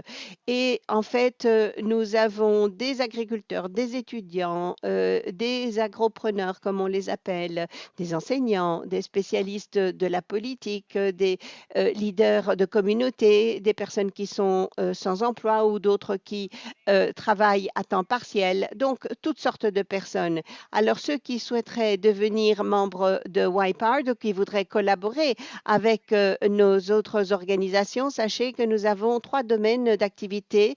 C'est le renforcement des capacités, les forums entre pairs et le plaidoyer. Bien entendu, le renforcement des capacités, c'est essentiel pour les jeunes, mais on ne veut pas qu'ils s'en tiennent simplement au renforcement des capacités parce que cela ne suffit pas. Et c'est justement là où s'arrêtent la plupart des programmes destinés aux jeunes. En fait, nous voulons également des forums entre pairs. En fait, ce sont des enceintes, un espace sûr, si vous voulez, où ces jeunes peuvent partager leur expérience, leur savoir. Et puis, il y a aussi la possibilité d'entrer en contact avec des experts internationaux et il y a également le plaidoyer international. Alors, nous sommes présents dans différents pays de par le monde, 65 en tout cas, et ceci aide énormément les jeunes à entrer en contact avec d'autres cultures, d'autres peuples, etc. Et donc, nous avons plusieurs antennes. Ils peuvent donc se faire connaître grâce à différents articles, webinaires, des prix, etc. Par exemple, nous avons également YPARD en Ouganda grâce à ce qu'on appelle les journées ouvertes, les Farm Day Out. Nous allons visiter donc des exploitations et voir un petit peu comment ils procèdent. Nous faisons également du peer-to-peer. Nous avons également des échanges intergénérationnels. Nous faisons du plaidoyer pour les politiques également au niveau national. Nous faisons également de la mise en contact avec des banques pour obtenir un capital d'amorçage. Nous sommes en contact avec d'autres pays, par exemple au Kenya, le Whiteboard. Nous travaillons avec les écoles de jardinage, d'agroécologie, d'agropreneurship, pour la production également des bio-engrais dans le cadre de l'agroéconomie. Et nous faisons partie également d'un plaidoyer pour la politique en Tanzania Agriculture Budget Dialogue. Donc ça concerne la Tanzanie. Alors, je vous remercie de me signaler que mon temps est presque échu. Alors, si vous voulez travailler avec nous ou si vous souhaitez vous inspirer de ce format pour en faire votre propre interprétation, sachez que nous encourageons donc à tenir des initiatives comme des cafés qu'on appelle Whiteboard Café,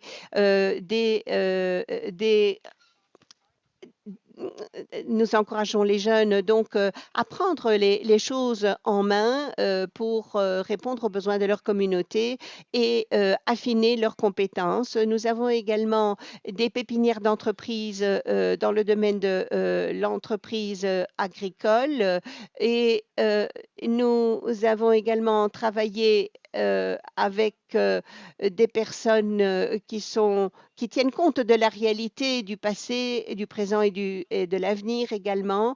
Alors, il est important également de pouvoir accroître les compétences, disons, relationnelles, d'engagement civique pour comprendre le processus et le plaidoyer au niveau national, local, mondial, etc. En tout cas, si cela vous intéresse, c'est quelque chose qui nous intéresse vivement pour essayer de créer un véritable cadre institutionnel qui puisse permettre d'impliquer les jeunes. Pour récapituler, je dirais que travailler avec les jeunes en mettant en place des réseaux de jeunes leaders pour des systèmes agroalimentaires en créant des liens au niveau national et à l'échelle mondiale, formant et accompagnant les jeunes champions de l'agriculture, investissant dans les innovations menées par les jeunes en faveur de l'agriculture à petite échelle et en déployant également à grande échelle d'autres solutions qui ont fait leurs preuves et en donnant davantage la parole aux jeunes. Merci en tout cas de faire en sorte que toutes ces opportunités qui s'offrent aux jeunes puissent devenir des réalités. Merci beaucoup pour cette présentation qui est vraiment inspirante. Vous avez parlé de plusieurs choses, mais j'ai beaucoup aimé le fait que vous disiez que les jeunes sont un groupe d'âge beaucoup plus fluide et 16% de la population du monde, ce sont les jeunes et c'est la raison pour laquelle nous sommes réunis ici, pour parler d'eux, mais également des femmes. Donc, merci infiniment pour cette présentation. Nous avons entendu parler de toutes ces réalisations en Ouganda, au Kenya, et nous avons compris pourquoi ces jeunes peuvent entrer en partenariat avec votre organisation. Restez avec nous parce que nous aurons une session questions-réponses qui devrait être extrêmement fructueuse. Alors, nous en arrivons maintenant à la dernière intervenante, Madame Mata Botsepo, qui est une éminente spécialiste qui représente le Lesotho dans différents pays en tant que haute représentante du Lesotho au Canada. Elle a une vaste expérience également de la gouvernance qu'elle va pouvoir partager avec nous aujourd'hui. Votre Excellence, Madame Matsapo, vous avez la parole. Merci infiniment. Alors, je voulais d'abord m'assurer qu'on m'entende bien. Est-ce que vous pouvez me le confirmer? Oui, oui, bien entendu, nous vous entendons très bien. Merci. Merci. En réalité, il y a de nombreuses façons pour rendre ces organisations d'agriculteurs des plateformes de jeunes beaucoup plus fortes pour les jeunes, pour faire entendre la voix des jeunes et des femmes entrepreneurs. Je voudrais me concentrer sur 3 éléments en particulier pour vous donner des exemples concrets qui pourraient être une source d'inspiration pour les organisations d'agriculteurs qui sont présentes aujourd'hui et qui peuvent les inspirer. Par exemple, une organisation d'agriculteurs qui souhaite devenir une plateforme plus forte pour faire entendre la voix des jeunes et des femmes, eh bien, elle doit avoir une véritable stratégie de gouvernance de ces sociétés. Donc, par exemple, il est important que vous disposiez de constitution, d'ordre, de règlement intérieur, je ne sais pas comment vous l'appelez, parfois on parle de mémorandum de constitution de société. En tout cas, cette charte qui représente votre organisation doit clairement illustrer de quelle manière les jeunes et les femmes seront impliqués dans l'organisation d'agriculteurs. Parce que si vous voulez qu'il y ait accès au financement à l'argent. Donc, il faut qu'il y ait une véritable stratégie en termes de gouvernance, parce que sinon, ça ne fonctionnera pas. C'est un sujet très important, monsieur le modérateur, et peut-être nous pourrions organiser un webinaire distinct sur ce sujet à l'avenir, parce qu'il est important d'avoir une gouvernance qui soit bien organisée pour pouvoir construire des organisations plus fortes. Ensuite, il y a également la ressource de la mobilisation pour pouvoir faire en sorte que jeunes et fans puissent vraiment s'engager dans la voie de l'entrepreneuriat. Mais pour ce faire, il nous faut des ressources. C'est un autre sujet important. Nous savons depuis toujours que il y a de véritables goulets d'étranglement en ce qui concerne l'accès au financement. Donc, pour nous, les organisations d'agriculteurs doivent s'assurer qu'elles disposent d'une stratégie pour mobiliser les ressources, pour pouvoir également incorporer cela dans la gouvernance de la structure, de l'organisation. Troisième élément, il faut également qu'on puisse négocier le pouvoir. La plupart des organisations d'agriculteurs ne sont même pas conscientes de ce qu'elles sont très puissantes. Elles ont du pouvoir. Et même lorsqu'on le sait, lorsqu'on en a conscience, on exerce rarement ce pouvoir pour influencer les décisions, les politiques qui sont adoptées au niveau national, régional, continental, voire mondial. Et j'aimerais aujourd'hui vous donner un exemple de ce pouvoir de négociation qui peut vraiment influencer les choses au point que les organisations de producteurs et d'agriculteurs en Afrique puissent avoir des budgets alloués par la Banque mondiale, le groupe de la Banque mondiale. J'ai eu le privilège d'être déléguée par la PAFO pour représenter justement les organisations d'agriculteurs et de producteurs auprès de la Banque mondiale dans un programme qu'on appelle le Programme mondial de l'agriculture et de la sécurité alimentaire. Donc, j'avais un siège dans cette enceinte et je représentais l'Afrique. Et l'une de mes responsabilités par rapport à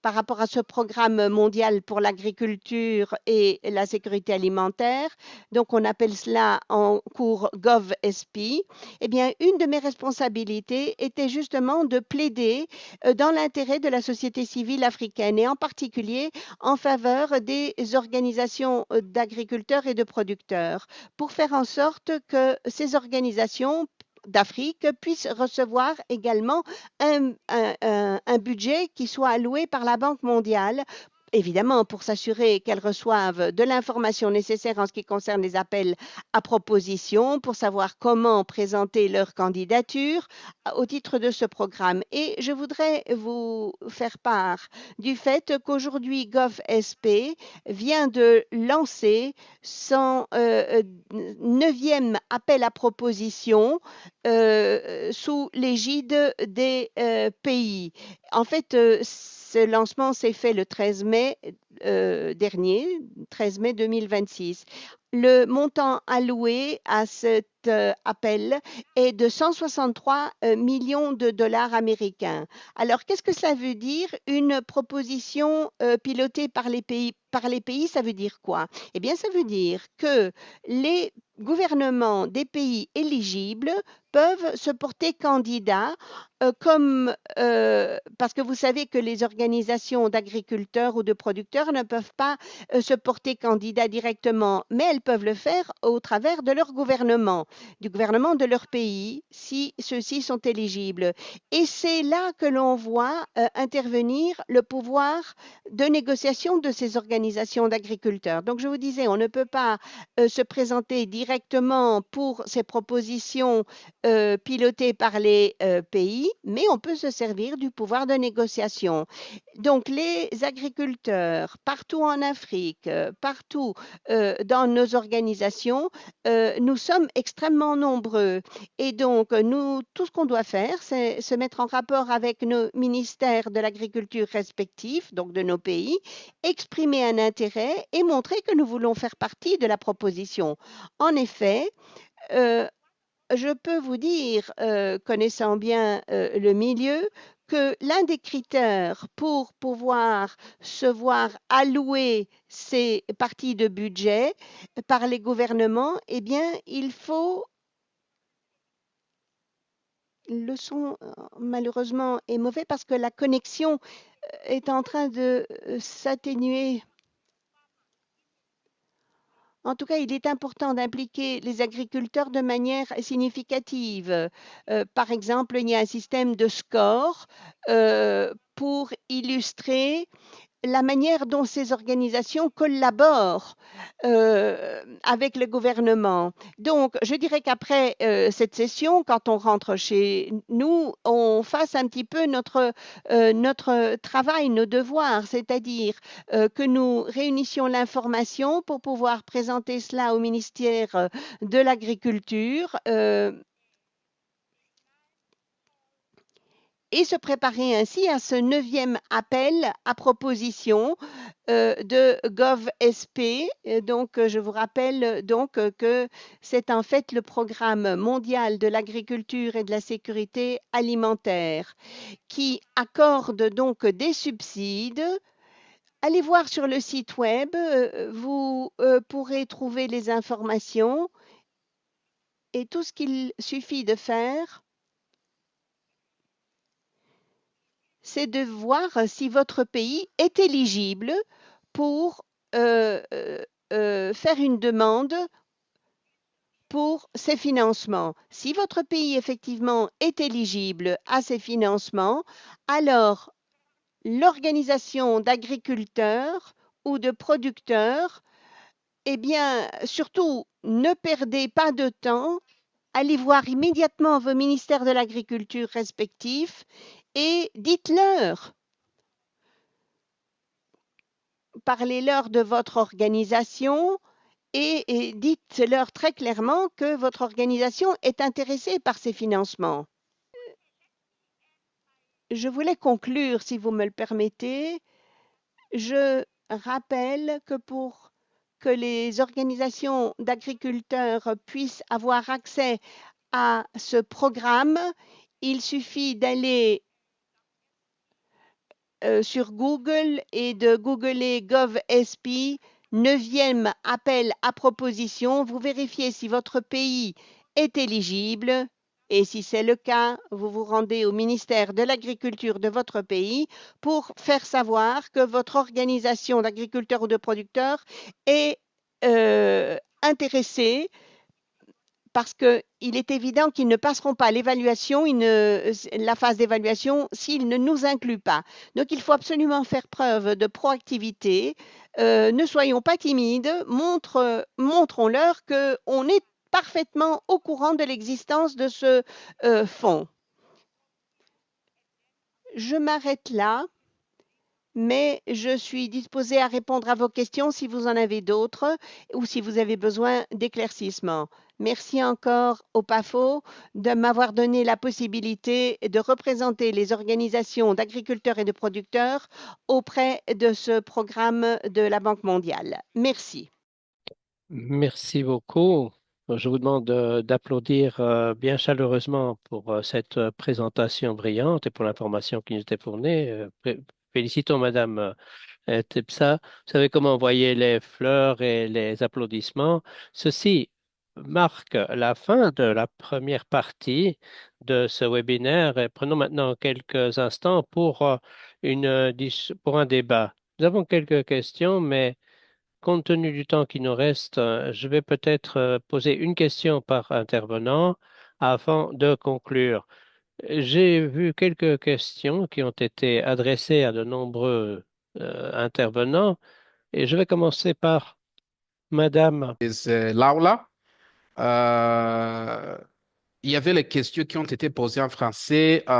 Donc, il y a celui qui a dit comment pouvons-nous nous assurer que les jeunes et les agricultrices, en particulier dans les zones rurales où la connexion Internet est médiocre, aient réellement accès à ces plateformes numériques? Et comment aussi les petites entreprises agroalimentaires peuvent, la nôtre, peuvent être tirées le meilleur parti les ressources des collègues. Quelle formation collègue recommandez-vous pour la production et la commercialisation du miel? Euh, je pense que vous avez noté ça, Madame Laula. qui ont été posées énormément de questions, en fait. Euh, Pour Jenna Tesdol, en particulier, euh, est-ce que votre soutien comprend le Maroc? Et si c'est le cas, pourriez-vous euh, n- m- inclure un consultant, un agronome comme intermédiaire entre le YPod et nous? Et puis il y avait une autre question qui est, bon, c'est pas une question, c'est un commentaire. Donc, Madame Jenna, peut-être que pourriez répondre à cette question plus tard. Puisque vous avez également un projet en République centrafricaine. Bon, il y a une question. On demande s'il y a une activité de Wipeout en République centrafricaine. Très bien. Puis nous avons une question pour Mme Tsepa.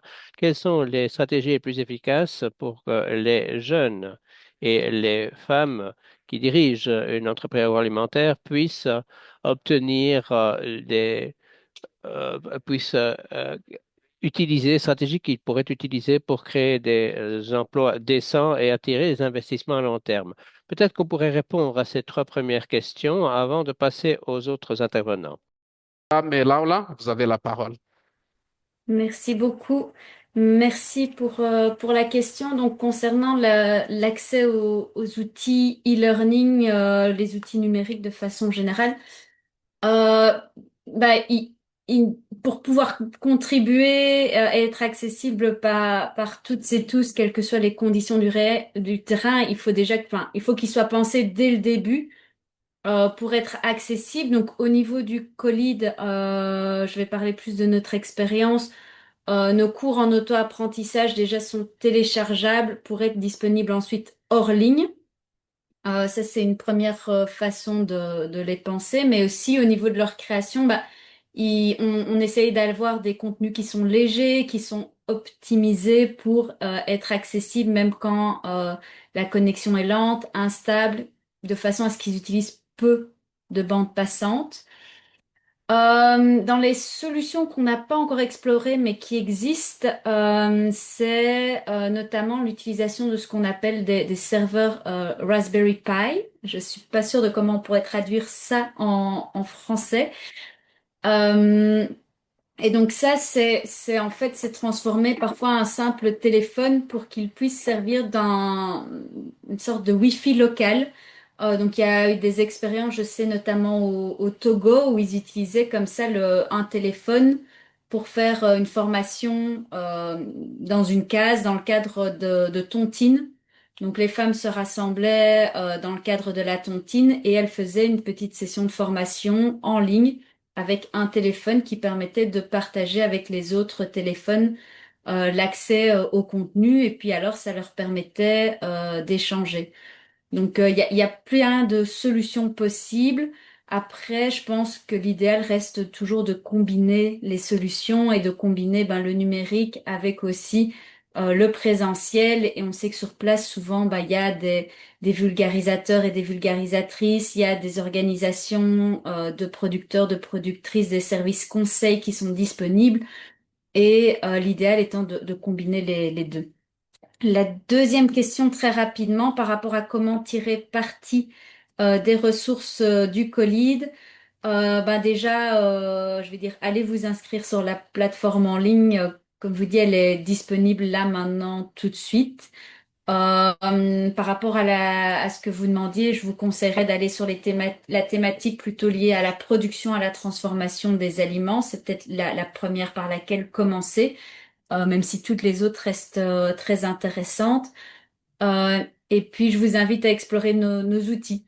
Il y a plein d'autres ressources, effectivement. Il y a toujours des tutoriels disponibles pour vous expliquer comment les utiliser. Et n'hésitez pas à contacter Colide si vous avez le moindre souci. On sera un plaisir de vous aider. Voilà.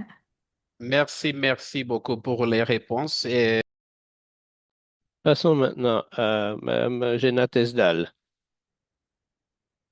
Oui, merci beaucoup de m'avoir donné l'occasion de répondre à cette question concernant la possibilité de collaborer avec le Maroc et la République centrafricaine et l'utilisation d'un consultant pour pouvoir servir nos autres membres. Bien entendu, c'est quelque chose que nous faisons pour les autres pays, pour travailler avec les jeunes.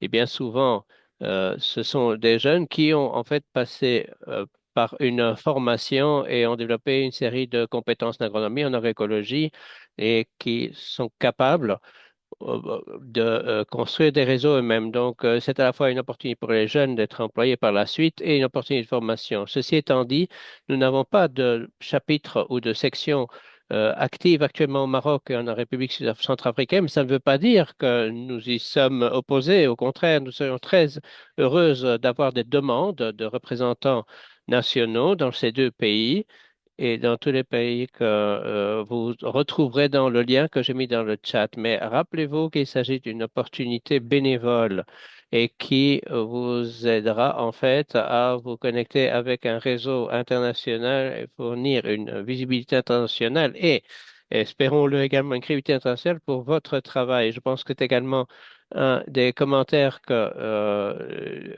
j'ai vu une question dans le chat qui euh, venait du Sénégal sur le développement d'un pool de talents de jeunes et faciliter les liens entre les employeurs et ces jeunes. Et je pense qu'en fait, que certains de ces réseaux internationaux peuvent contribuer à la création de ces liens, comme le Colide, comme YPod, pour vous aider à raffiner vos échanges. Donc, ça, c'est ce que je peux vous répondre en ce moment-là. Bien entendu, nous voudrions avoir une démarche plus holistique. C'est la raison pour laquelle nous ne nous concentrons pas sur des chaînes de valeur bien particulières. Nous pensons que pour les jeunes, il y a une diversité de cultures qui peuvent être touchées et nous encourageons ceci. Ce serait beaucoup mieux de faire cela au niveau global plutôt que nous concentrer sur une chaîne de valeur particulière. Merci, Madame Tsepa. Docteur Tsepa, êtes-vous toujours avec nous? Oui, merci, monsieur le modérateur. La meilleure stratégie pour les jeunes et pour les femmes, c'est d'établir un partenariat avec le secteur privé, parce que les investissements en agriculture, pardon, cela prend du temps. Et seul, on ne peut pas le faire. Mais si on veut vraiment développer notre productivité, accroître notre productivité, cela prend du temps. Donc, la meilleure façon, c'est de travailler avec le secteur privé. Par exemple, en 2027 ou au début de l'année 2028, il se pourrait, le programme GAFSP va annoncer le 10e appel à propositions auxquels pourront s'inscrire les organisations de producteurs. Donc, si vous établissez un partenariat avec le secteur privé pour amplifier, pour accroître les financements qui seront fournis, nous pourrons rapidement développer notre entrepreneuriat. Eh bien, merci beaucoup pour cette réponse. Il y a d'autres questions qui sont adressées à d'autres intervenants. Monsieur Olusola, comment mesurez-vous les besoins du marché? Bien, quelqu'un pose la question à Sola au nom d'Agra, mais la question c'est comment pouvez-vous garantir la traçabilité des produits depuis les processus de certification pour l'augmentation de la valeur. Et puis il y a des questions sur le blockchain.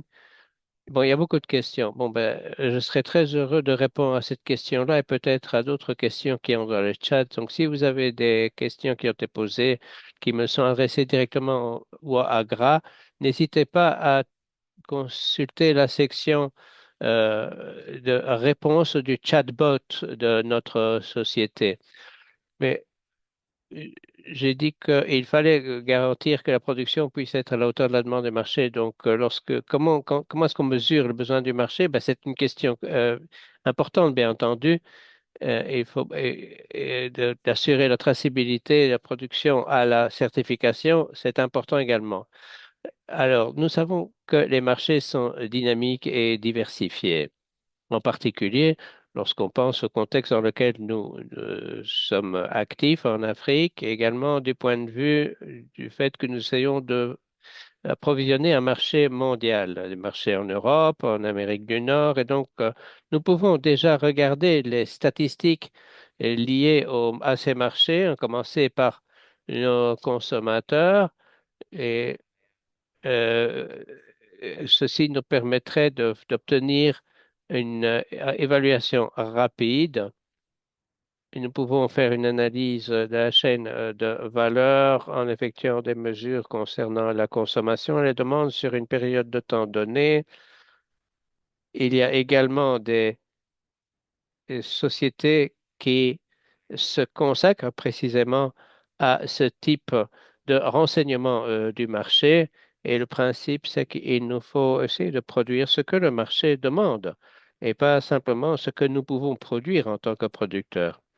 Alors, la deuxième question concernant la traçabilité, c'est que la traçabilité doit également être à la hauteur des demandes du marché. Si le marché demande que nous ayons un suivi convenable, des systèmes de contrôle interne. Ceci pourrait être suffisant pour les marchés locaux, mais lorsque vous pensez au marché premium, le marché international d'exportation, alors là, il y a eu des exigences plus élevées, un blockchain de traçabilité, des codes QR, des systèmes mobiles. Donc, la technologie est importante à utiliser pour pouvoir atteindre l'objectif.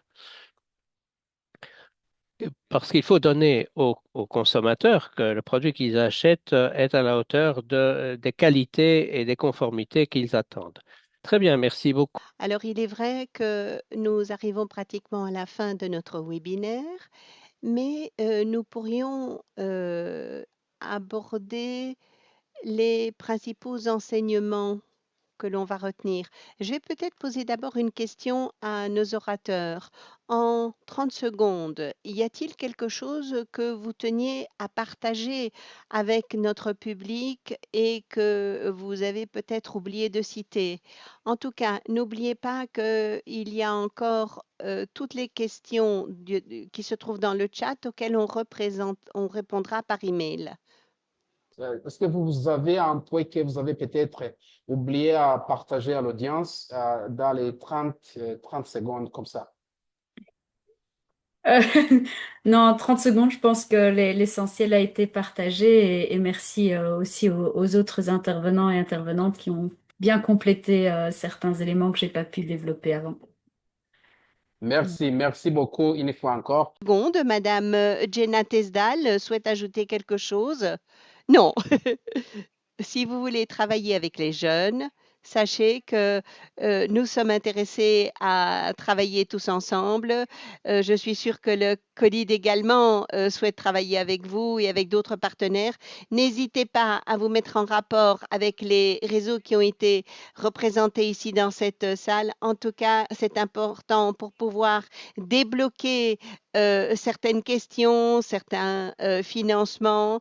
En tout cas, n'oubliez pas, les jeunes sont les dirigeants d'aujourd'hui et pas seulement de demain. Merci beaucoup. Monsieur Adeimo Olusola, y a-t-il autre chose que vous souhaitiez ajouter avant de passer à la conclusion? Eh bien, deux petites choses. Tout d'abord, je n'ai pas eu la possibilité d'insister suffisamment sur l'importance de la création de valeur tout au long de la chaîne de valeur. C'est important pour créer de l'emploi. Et deuxième chose, c'est le rôle de tout l'écosystème. On a parlé de financement, de politique de marché, de besoins de formation qu'ont les jeunes. Tout ceci doit être considéré de manière holistique. Merci. Alors, docteur Tsepa, vous avez parlé des opportunités que l'on peut trouver auprès de Gav SP. Est-ce qu'il y a autre chose que vous souhaiteriez souligner? Alors, tout d'abord, je vous remercie de me donner encore une fois la parole. J'aurais souhaité parler du fait que l'appel à proposition de 2027 sera entre les mains des organisations de producteurs, parce que cela signifie que les organisations d'agriculteurs et de producteurs pourront être éligibles dès l'instant où ce sera confirmé. On passera par le secrétariat du PAFO pour partager l'information auprès de toutes les organisations de producteurs et d'agriculteurs. Pour l'instant, nous sommes encore en train de discuter de la date du lancement. Rien n'a encore été confirmé. En tout cas, nous vous remercions tous. Tous nos intervenants ont été brillants. Je souhaite qu'on puisse les applaudir. Nos intervenants, nos experts qui nous ont fait partager leur savoir et nous ont donné des informations absolument essentielles. Alors, je voudrais que nous puissions donner maintenant le temps à AOFA qui nous a suivis depuis le début. Je crois que le moment est venu de lui donner la parole pour qu'elle nous parle des enseignements à garder à la suite de ces webinaires.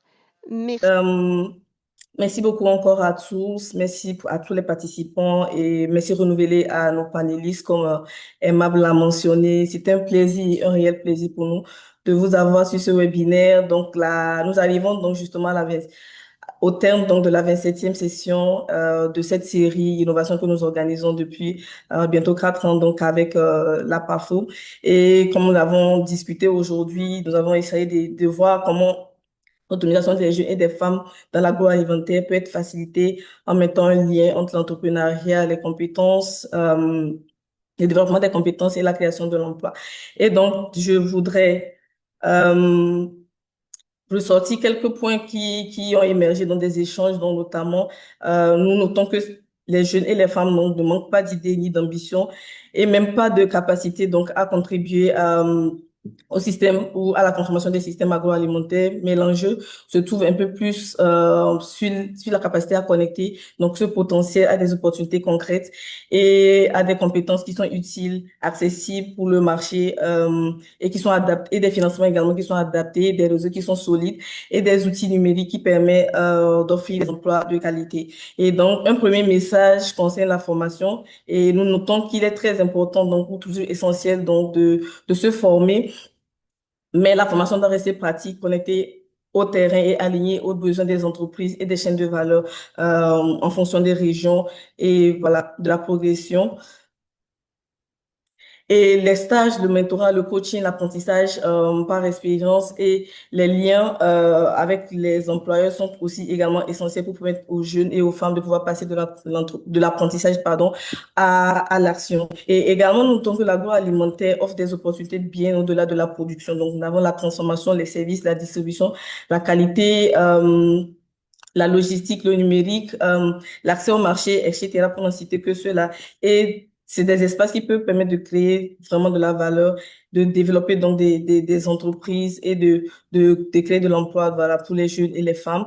Nous notons également que l'accompagnement doit être intégré. Donc, un appui isolé donc ne suffit pas. Donc, pour permettre aux entreprises de grandir, il y a un besoin de services, enfin, d'un ensemble de services cohérents, donc notamment le financement, comme je l'ai prédit tout à l'heure, le mentorat, l'accès au marché, les équipements, les informations, les technologies. Et également, l'autre point, c'est le rôle, donc, du coup, des organisations de producteurs, des coopératives, des PME, des institutions de formation et des réseaux tels que le YPAD, donc, qui sont des acteurs qui peuvent devenir de véritables, en fait, passerelles entre la formation, l'entrepreneuriat, la formation, l'entrepreneuriat, l'emploi et le leadership et également l'accès au marché. Donc, nous retenons donc que les jeunes et les femmes doivent être associés dès le départ donc à la conception des programmes qui les concernent et ne pas seulement les inviter à y participer, mais également à les considérer donc comme des partenaires et surtout des leaders et co-créateurs donc de solutions. Et enfin, donc l'inclusion doit être pensée dès la conception, les barrières liées au financement, à l'accès à la terre ou au temps, la mobilité, etc., doivent être prises en compte aussi dès le départ. Et en termes de pistes d'action, cette session nous invite donc à renforcer les formations pratiques et à les connecter au marché, à développer davantage les stages, les mentorats, les coachings qui existent déjà, à les développer, les renforcer, accompagner aussi les entreprises avec un appui beaucoup plus intégré, intégrant donc compétences, accès au marché pour pouvoir les soutenir et à soutenir également les organisateurs, les producteurs, les coopératives, donc pour pouvoir faciliter donc le renforcement entre le secteur public et le secteur privé, les financiers, l'éducatif et le communautaire.